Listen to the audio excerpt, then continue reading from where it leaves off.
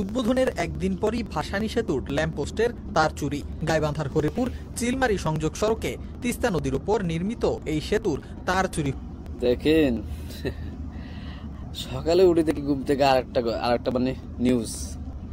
একবার তো গেল বিমানের চাক্কা চুরি, এখন হয়ে গেছে মানে নতুন একটা ব্রিজ উদ্বোধন করছে মাওলানা ভাসানী ব্রিজ, ওই ব্রিজের কেবল চুরি। পুরো ব্রিজের মানে ল্যান্ড পোস্টে যতগুলো কেবল আছে সব কাটে দিচ্ছে, সব চুরি করে নিয়ে গেছে।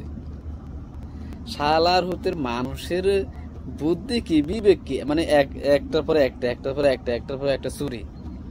এখন আর কি করবো? দেশের মানুষ মানে পাগল হয়ে গেছে।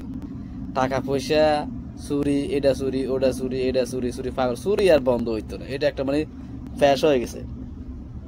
চুরি তাদের একটা ফ্যাশা, এখানে এটা চুরি করবো, ওখানে ওটা চুরি করবো। দেশ উন্নত হবে কিভাবে? যদি মানুষ যদি এরকম করে চুরি করে, সামান, সরকারি সামান, দেশ উন্নত হইব কিভাবে? যেই সরকার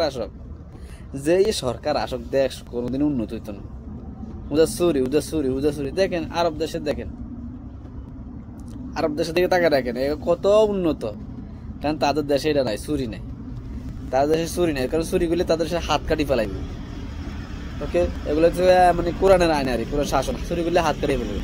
আর আমাদের দেশে আমরা যতই আইন বানান, এগুলো মানতো না মানুষ। যতই আইন বানান, মানুষ এগুলো মানতো না। কারণ আমাদের দেশের মানুষের মাথা মোটা, এই সমস্যা না, ইগো বেশি। মাথা মোটা, ইগো বেশি। চুরি দাড়ি করি সব ধ্বংস। যে সরকার দেশ যে একটু উন্নত করবো পারতো না।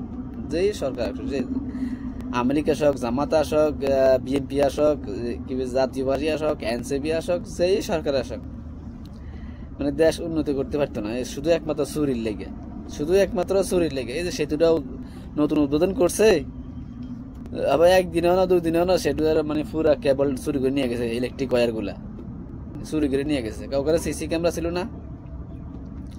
আর যদি রে ভাই তোরা একবার চোর ধরতে পারস, তার তিন পুরুষ খতম করে দিবি। শালার মতো করে চুরি কাম করে খেতে পারে না। আর যে হাত দিছে, পাও দিছে, কাম করে খেতে পারে না, কি লিগে চুরি করবো? ধরতে পারলে সেখানে গলা কাটে দিবি। যদি চুরি, এটা চুরি, ওটা চুরি, ওদের চুরি। আর কোন দেশে চুরি নেই, ওদের বাংলাদেশে চুরি, এটা চুরি। ধরতে পারলে তোর ওদের গলা কাটে দিবি। হালা করে হাত আছে, ভুঁড়ি আছে, পাওয়া আছে, হেরো চুরি। হালার ফুত হালা জানি।